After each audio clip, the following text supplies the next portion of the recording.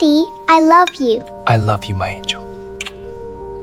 Just when his daughter finally smiled again, just when the silence that had swallowed 3 years of their lives had finally, mercifully cracked open, the man responsible for all of it came back. Not loudly, not with warnings. The way rock comes back, quietly, from the inside, through a wall you thought you had already sealed. And he did not come for Jang Minho. He came for her. The woman who had done what no doctor, no therapist, no amount of money or power had been able to do. The woman who had walked into a private dining room with a water tray and a song she had learned in her mother's kitchen, and pulled a broken child back from the edge of permanent silence. He came for Adaeze, because he understood something that Minho had not yet fully accepted, that in choosing to heal, Minho had revealed something. And in this world, the world Minho had built his entire life inside, revealing something you loved was the most dangerous thing a man could do. What happened next would test every single thing that had changed between these three people. It would push Ji-yeon back to the edge of the fear she had just climbed out of. It would force Minho to choose, not between power and weakness, but between the man he had always been and the man his daughter needed him to become. And it would ask Adaeze the question that no one had thought to ask her yet. Was she willing to stay, knowing what staying cost? Because healing is never free. And in a world built entirely on secrets, even the most beautiful things carry a price tag written in a language you do not discover until it is already too late. Stay right here, because this ending is not the one you are expecting, and the final scene will stay with you long after this video ends. If you watched part 1 and it wrecked you the way it wrecked everyone else, welcome back. And if this is your very first time here, subscribe right now, hit that like button, and turn on your notification bell so you never walk into the middle of a story again. We finish what we start here, and what we are about to finish will leave you completely undone. The last 5 minutes of this story alone are worth every second. Let's go. For weeks had passed since the night Ji-yeon spoke. For weeks that had rearranged the interior of Jang Minho's life more completely than the previous 20 years combined. Not dramatically, not all at once. The way light rearranges a room, gradually, almost imperceptibly, until one morning you look up and realize the darkness that was just here has moved somewhere you cannot find it anymore. Ji-yeon was talking, not fluently yet, not the relentless, joyful torrent she had been before the silence. That version of her was still finding its way back, still testing the air before committing its full weight. But she was talking. At breakfast, in small careful sentences about things she had noticed, the color of the sky above Seoul that morning, the way her teacher's voice sounded when she read aloud, a question about why certain birds flew in formation and others flew alone. Minho did not know the answers to most of her questions. He looked them up. He came back to the table with his phone and showed her, and she leaned over his arm to read the screen with her dark eyes moving quickly and her lips pressed together in the specific expression she made when she was absorbing something new. He had not noticed that expression existed before. He noticed everything now. He had restructured his schedule without announcing it, moved his first meeting of the day from 6 in the morning to 8:30 so that he was at the breakfast table when Ji-yeon came downstairs. Kwon had raised an eyebrow at the calendar adjustment and said nothing, which was the correct response. The penthouse felt different in these early mornings, warmer, less like a fortress and more like a place where ordinary human things were permitted to happen. He was learning ordinary. It was harder than anything he had ever learned before.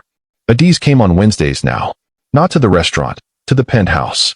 Minho had arranged it carefully, aware of how it looked to everyone around him and choosing not to care, which was itself a transformation of historic proportions. She came in the late afternoon after her morning shift, and she and Ji-yeon would sit together at the kitchen counter or on the living room floor, and the child would talk in the loose, uninhibited way she only talked with Adaeze, fully, without measuring each word first, without the subtle wariness she still carried in other company. Adaeze would listen the way she always listened, with her whole body present, with questions that showed she had actually heard what was said, with a laugh that was so unperformed and genuine that it made Ji-yeon laugh back instinctively like an echo. Minho would find reasons to be in adjacent rooms. He was not subtle about it, and he knew he was not subtle about it, and Adaeze knew it too. And neither of them had yet addressed it directly, which created a specific kind of charged atmosphere in every room they occupied together, warm and unresolved and quietly, persistently there. On the third Wednesday she came. Jiyeon had fallen asleep on the sofa mid-conversation, exhausted from a full school day, her small face slack and peaceful in the particular way of children who have recently remembered that sleep is safe. Minho had appeared in the doorway with 2 cups of tea, an action so domestically ordinary for a man of his profile that Adaeze had looked at the cups, and then at him, and pressed her lips together to contain something. He had sat in the chair across from her. They had talked for an hour. Not about Jiyeon, about Enugu and Seoul, and the specific loneliness of living inside a city that moves too fast to notice you. About the things a person carries from their childhood that they do not discover they are still carrying until someone else names it out loud. About what it meant to feel safe, and whether either of them had ever truly felt it in a sustained and reliable way. Adaeze had said something quietly toward the end of that hour that Minho had not been able to stop turning over in his mind since. "The bravest thing I ever did," she said, looking at her tea, "was decide that I deserved softness. Not because my life got easier, just because I decided." He had not responded. He had looked at her for a long moment, and then looked at his daughter sleeping on the sofa, and felt something shift in the very foundation of the architecture he had been living inside for 4 decades. He was still thinking about it 3 days later when Kwon walked into his office and closed the door without being invited to, which meant only one thing. Something had surfaced. Kwon set a photograph on the desk without a word. Minho looked at it. The room temperature did not change. His expression did not change. But something behind his eyes went very, very still in a way that was entirely different from his usual controlled stillness. This was not the stillness of power. This was the stillness of a man looking at something he had hoped was permanently buried, and discovering it had been breathing all along. The man in the photograph was named Oh Sung-chul, 53 years old, silver-haired, the kind of face that looked reasonable in photographs and was not reasonable in any other context. He had been, 3 years ago, the closest thing Minho had to a trusted associate outside his immediate circle, a man with political connections and a long memory and a particular talent for operating in the space between legitimate and illegitimate without ever fully inhabiting either. He had been useful. He had been trusted. He had been the source of the white envelopes. Minho had dealt with the 2 men on the staircase. He had removed them from every equation with the quiet precision his world demanded. But Sung-chul had disappeared before Minho's restructuring reached him, slipped out of Seoul through channels that suggested he had been warned, which meant the rot had gone deeper than Minho had excavated, which was the detail that had sat unresolved at the back of his mind like a splinter he could not locate. "Where?" Minho said. His voice was completely flat. "He came back 4 days ago," Kwon said. "He's been watching the restaurant." The silence that followed was 4 seconds long. "He's been watching the restaurant," Minho repeated. Not a question. Processing. And the penthouse schedule. "He knows about the Wednesday visits." Kwon paused. "He knows about her." Minho set the photograph face down on the desk. He sat back in his chair and looked at the ceiling for a long moment with the specific expression of a man doing rapid internal calculations. Not strategic ones. Not the cold, efficient mathematics of threat and response he had been running his entire adult life, but something messier and more painful than that. The calculation of a man who has only recently understood what he stands to lose and is now being asked to price it. He said something. Kwon continued carefully. "Through a channel. He wanted it to reach you." Another pause. He said, "You've traded power for a waitress." The words landed in the room like something physical. Minho did not move. Outside the floor-to-ceiling windows, Seoul continued its indifferent forward motion. The traffic, the construction, the 10 million lives running their parallel courses completely unaware that in this office, in this chair, a man was sitting at the exact intersection of everything he had built and everything he was only just beginning to understand he wanted. "He thinks she's a weakness," Kwon said quietly. Minho looked at the covered photograph. "She's not a weakness," he said. His voice was still flat. But underneath it, buried deep in the controlled register of a man who had spent decades making himself unreadable, there was something Kwon had not heard in 20 years of standing in rooms with this man. There was fear. Not for himself. For her. He called Adaeze that evening and told her not to come on Wednesday. He kept his voice neutral. He said there was a scheduling conflict. He said he would be in contact. He used the specific tone he used in business calls, efficient, closed, designed to end conversations rather than open them. It was the tone that had made 3 rival organizations fold without a single raised voice. Adaeze was quiet on the other end for a moment. Jiyeon was looking forward to Wednesday, she said. I know. She talked about it 3 times yesterday. I know. Another silence. Longer this time. The kind that had texture. Minho. She used his name the way she had recently started to, directly, without the formal distance of his title, without apology. What happened? Nothing happened. You're lying. He closed his eyes briefly. It's a scheduling conflict. You're still lying. Her voice was not angry. It was something worse than angry. It was calm and clear and completely certain. The voice of someone who had spent a lifetime learning to read the specific frequency of a person pulling away. You don't have to tell me what it is. But don't insult me by pretending it's a schedule. He said nothing. She finally has something consistent, Adaeze said quietly. And the word consistent landed with everything it contained. Every missed morning, every canceled session, every adult in Jiyeon's life who had shown up for a while and then found the situation too complicated and recalibrated toward the exit. Don't take that from her without a real reason. The real reason, Minho said slowly, is that someone is paying attention to you because of me. And I will not. He stopped. Started again. I will not let my world reach you. The silence that followed was the longest one yet. You don't get to make that decision alone, Adaeze said finally. You don't get to walk away after becoming her safe place. After becoming. She stopped herself. The unfinished sentence sat between them on the line like something alive. After becoming what? Minho said quietly. She did not answer that. Just, tell me the truth, she said instead. Don't go cold. Don't disappear. We've both seen what disappearing does to that child. He sat with that for a long moment. Wednesday, he said finally. Come on Wednesday. But I'm changing the arrangement. What arrangement? You won't come alone. Wednesday came with the particular gray heaviness of a soul mourning that cannot decide between rain and restraint. Adaeze arrived at the penthouse at her usual time, and the difference was immediately visible. 2 men she had not seen before standing at quiet attention in the lobby, another near the elevator. Not aggressive, not performing, just present, the way certain kinds of danger are present, with a stillness that communicated its purpose without announcing it. She walked past them without breaking her stride. Jiyeon was waiting at the top of the entrance hallway in her school clothes, not yet changed, which meant she had come straight from the front door to this spot the moment she heard the elevator. Her face when she saw Adaeze did something complicated and lovely. Relief and joy arriving simultaneously, the expression of a child who had spent several days quietly terrified that something good was about to be taken from her again. She did not run. She walked quickly, which for Jiyeon in this moment was the equivalent of running, and she stopped just in front of Adaeze and looked up at her with those large dark eyes that had learned, recently and tentatively, to carry light again. You came, she said. 2 words. But the weight inside them was architectural. I came, Adaeze said simply. She crouched down to eye level. Did you think I wouldn't? Jiyeon considered this with the serious deliberateness she brought to honest questions.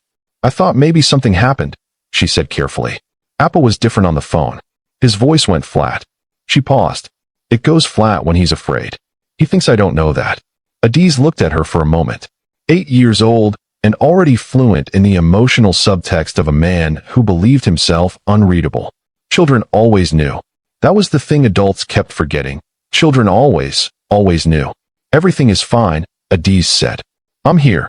Jiyeon nodded once, satisfied in the way that children are satisfied when they receive confirmation of something they already suspected was true, but needed an adult to say out loud. She slipped her hand into Adaeze and pulled her toward the kitchen. Minho appeared from the corridor. He was in a dark shirt today, no coat, which still looked formal on him because his posture carried the coat even when it wasn't there.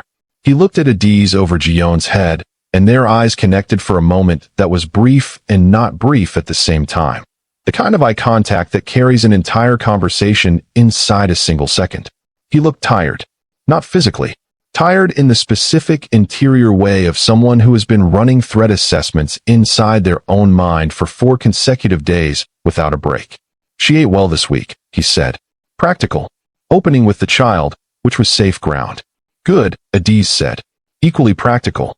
Jiyeon looked between them with the expression of a child watching 2 adults pretend the room isn't full of something they're both ignoring. "You're both doing the voice," she announced. Both adults looked at her. "What voice?" Minho said. "The one where you're talking about one thing but thinking about something else." She climbed onto the kitchen counter stool with complete authority. Halmoni used to do it. It means the real conversation is happening inside, and the outside one is just for show. The silence that followed had the specific quality of two people being accurately diagnosed by someone a third of their age. Adaeze pressed her lips together. Minho looked at the ceiling briefly. "Go change out of your school clothes," he said. Jiyeon slid off the stool with the unhurried energy of someone who has made her point and is satisfied to let it land. She disappeared down the corridor. Her footsteps faded. A door opened and closed. The kitchen was suddenly very quiet. "She's perceptive," Adaeze said. "She always was," Minho said. "I just wasn't paying attention." He moved to the counter, poured water into a glass, set it in front of her without being asked.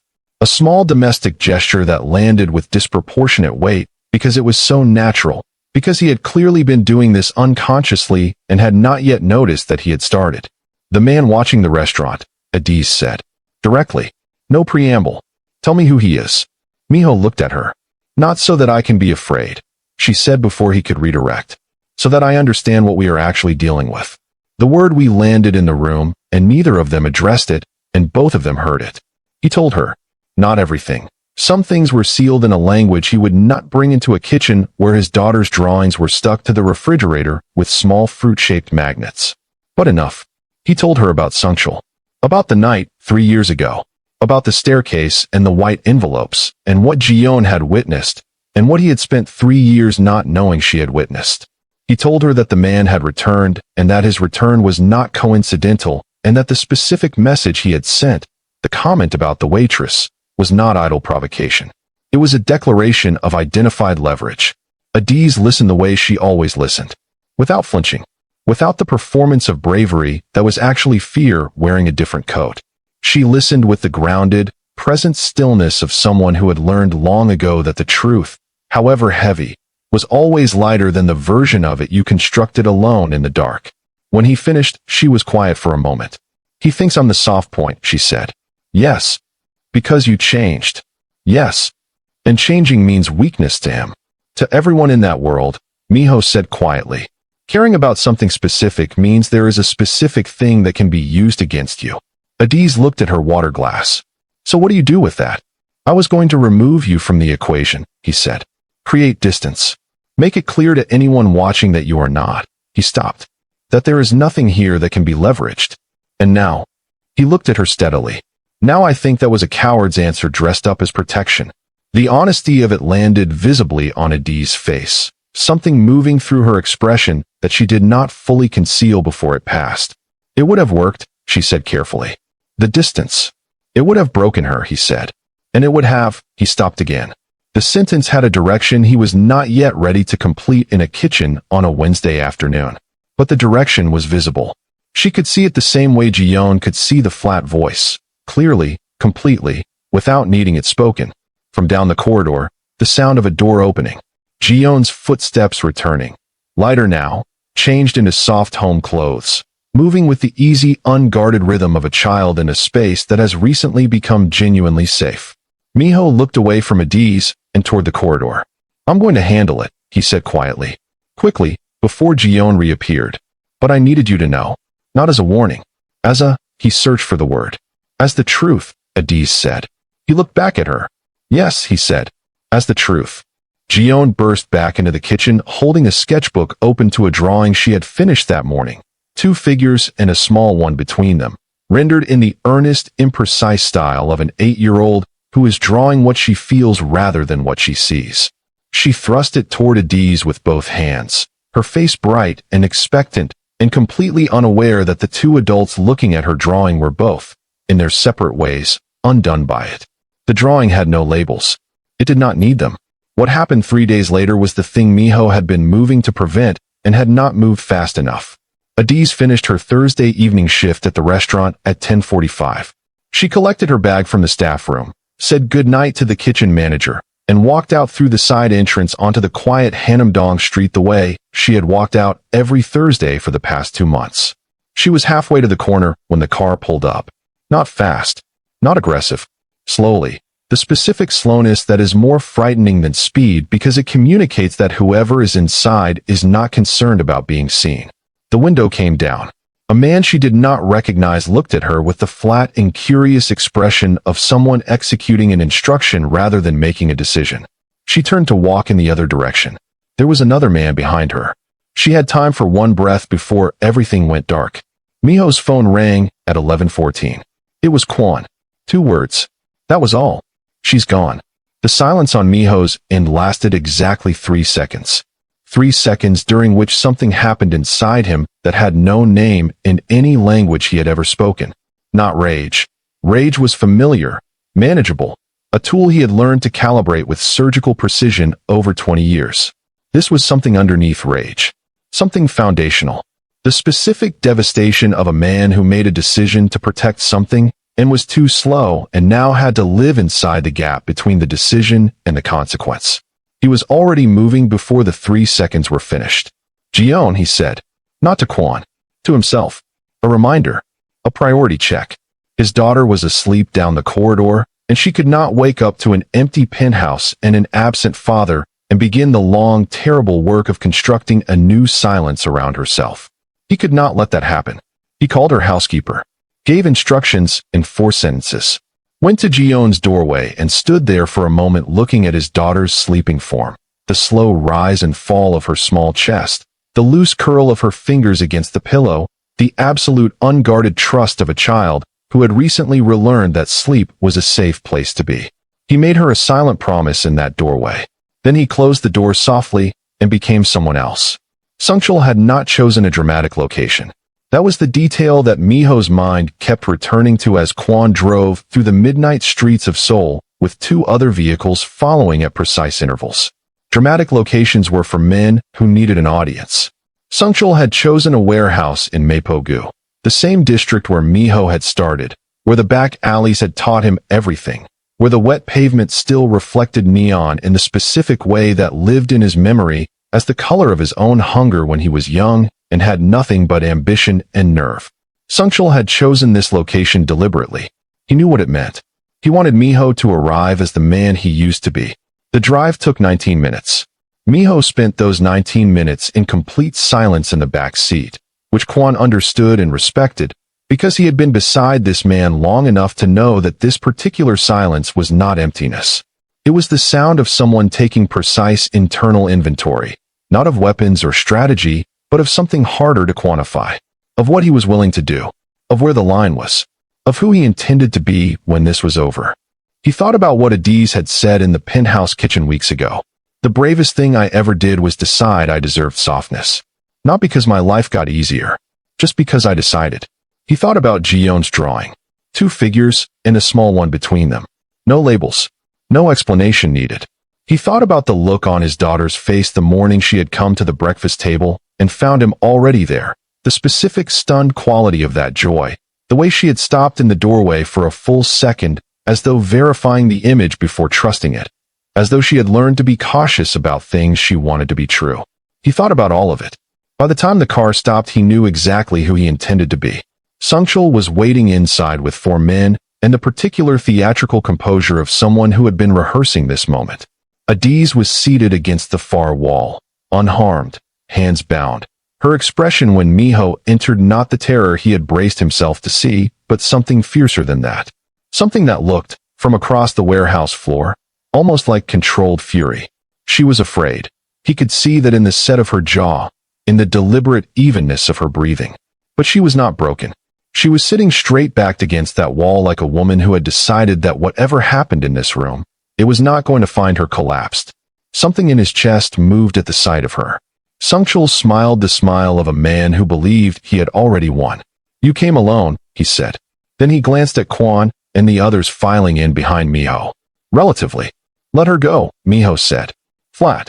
Immediate. "See, that's what's different about you now." Sungchul circled slowly, hands clasped behind his back, professorial. "Before, you would have walked in here, and we would have negotiated. Power to power. You would have been interesting." He stopped. "Now you walk in here, and the first words out of your mouth are about a waitress." He let the word land with all the contempt he had loaded into it. "You've made yourself small, Minho. Release her, Minho said. Same tone. Unmoved. You traded everything you built for what exactly? Sungchul's voice hardened. A woman who dances in restaurants? A daughter who talks now? This is what the great Jang Minho became. Minho looked at him steadily. Yes, he said simply. The simplicity of it visibly unsettled Sungchul. He had prepared for negotiation, for threat, for the cold surgical version of Minho that the world had learned to fear. He had not prepared for a man who answered that question without flinching and without shame. You think that's strength, Sungchul said. I think, Minho said quietly, that you spent 3 years hiding from me because you already knew what I would do when I found out what happened on those stairs. And instead of facing that, you came back and pointed yourself at someone who has nothing to do with what's between us. He paused. That's not power. That's the behavior of a man who is afraid of the actual conversation. The warehouse was very quiet. Sungchul's composure developed a crack. Minho did not raise his voice. He did not perform. He simply stood in the center of that warehouse in Mapo-gu and told the truth about what had happened, about what Ji-yeon had seen, about the 3 years of silence that a child had carried because of choices made in a hallway by men who thought no one important was watching. He said it all plainly, without theater, and the plainness of it was more devastating than any threat because it could not be negotiated with. You cannot strategize against the truth when it is delivered without anger. Anger gives people something to push against. The truth delivered calmly just sits there, immovable, until the room reorganizes itself around it. Sungchul made one move toward Adaeze. He did not complete it. What happened next was swift and precise, and Minho did not enjoy it, which was itself a transformation. There had been a time when this kind of resolution had felt like competence, like confirmation of his place in a particular hierarchy. Now it felt like maintenance, like clearing something that should have been cleared long ago so that the actual living could continue. When it was over, Adaeze was standing.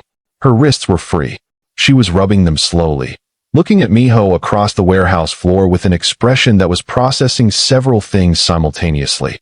Relief, residual adrenaline, the specific complicated feeling of having been protected by someone whose protection you had not been entirely sure you wanted to need. He crossed the floor to her. He stopped 2 feet away, close enough that she could see the thing he was not bothering to hide from her anymore. The raw, unguarded, completely undefended look of a man who had just run through fire to get to where he was standing and was not embarrassed about it. Are you hurt? He said. No, she said. Her voice was steady, but her hands were not quite. He looked at her hands. Without thinking, without calculating or performing or deciding, he reached out and covered them with his, stilling them. Warm. Certain. She looked down at their hands, then up at him. Neither of them said anything for a moment. Your daughter, she said finally. She's safe, he said. She's home. She's sleeping. Adaeze exhaled slowly. The exhale carried 3 hours of compressed terror out of her body, and she closed her eyes briefly, and when she opened them again, she looked like herself again. Grounded, present, the woman who had walked into a private dining room with a water tray and changed 3 lives without intending to. She said something, Minho said quietly. Before I left. She didn't know what was happening, but she could feel something was wrong. She sat up in bed and looked at me and said, he stopped. The memory of it moved visibly across his face. You told me I was safe? Now go make her safe too. Adaeze pressed her lips together hard. Full circle, she whispered. Full circle, he agreed. 3 weeks later, on a Sunday morning when Seoul was slow and golden and the Han River caught the light in long flat ribbons, a man and a woman and a small girl walked along the water's edge with no destination and no schedule and no performance required of any of them. Ji-yeon held one hand each. She swung between them periodically with the specific, shameless joy of a child who has decided that this is allowed and is going to make full use of that decision. She talked constantly about school, about a bird she had seen from the penthouse window that she could not identify, about a song she had heard that sounded like something, but she could not remember what. Minho had stepped back from the operational parts of his world. Not entirely. Some structures did not dismantle overnight, and he was not naive enough to believe that transformation was an event rather than a process. But he had begun, deliberately, one decision at a time. The kind of stepping back that was not retreat, but reorientation. A man choosing what deserved the weight of his full attention and finding, with some surprise, that the answer looked nothing like what he had spent 20 years protecting. At one point, Jiyeon ran ahead toward a food cart, and they were briefly alone, side by side, watching her go. "I don't know how to do this," Minho said quietly. Not an apology, just the truth, offered plainly, the way he had been learning to offer things since the warehouse in Mapogu. A normal life. "I don't have the reference points for it." Adaeze watched Jiyeon pointing at something in the food cart with both hands. "Nobody does, really," she said. "We're all just deciding as we go." He was quiet for a moment. "I know I don't want to go without you in it," he said. The words came out less rehearsed than he intended, more honest than he was entirely comfortable with. But comfortable was not the standard he was holding himself to anymore. Adaeze turned to look at him. There it was, the thing she had been carrying since a Wednesday afternoon in a kitchen when a sketchbook drawing had made something undeniable. She had been careful with it. She was a woman who had learned to be careful with the things that mattered, who had learned that wanting something loudly attracted the attention of everything that wanted to take it. But careful had its limits. And standing beside this man on a Sunday morning, while his daughter pointed at rice cakes with both hands, careful felt like the wrong size for what was actually happening. "Then start," she said, "by being someone your daughter doesn't have to be afraid of." He looked at her. "Every day," he said. She held his gaze for one long moment. Then she smiled. Not the small, contained smile from the restaurant doorway all those weeks ago. This one was fuller, realer, the kind that reached everything. Jiyeon came running back with 2 skewers and an expression of absolute triumph. She stopped in front of them, looked at her father, looked at Adaeze, looked at the gap between them that was smaller than it used to be. She pushed 1 skewer into each of their free hands, stepped between them, and reached up. They each took a hand without discussing it. And the 3 of them walked forward together into a Sunday morning that belonged entirely to them. No leverage, no silence, no cost left unpaid. Just 3 people, and the river, and the light. If this story moved something in you, and something tells me it did, then this is your sign. Subscribe right now if you haven't already. Turn on your notification bell so you never miss a story like this one. Hit the like button because it genuinely keeps this channel alive and growing. Drop your thoughts in the comments. We want to hear from you. What moment broke you open? Was it Jiyeon's drawing? The warehouse? The river at the end? And share this video with someone you love. Someone who needs to be reminded that healing is possible. That change is real. That sometimes the person who saves your family walks in carrying a water tray and a song they learned in their mother's kitchen. Now, before you go, we have one question for you in the comments. Do you think Minho truly left his old world behind? Or will his past find a way back in? Tell us what you think. The comment section is yours. Thank you so much for watching. We will see you in the next story.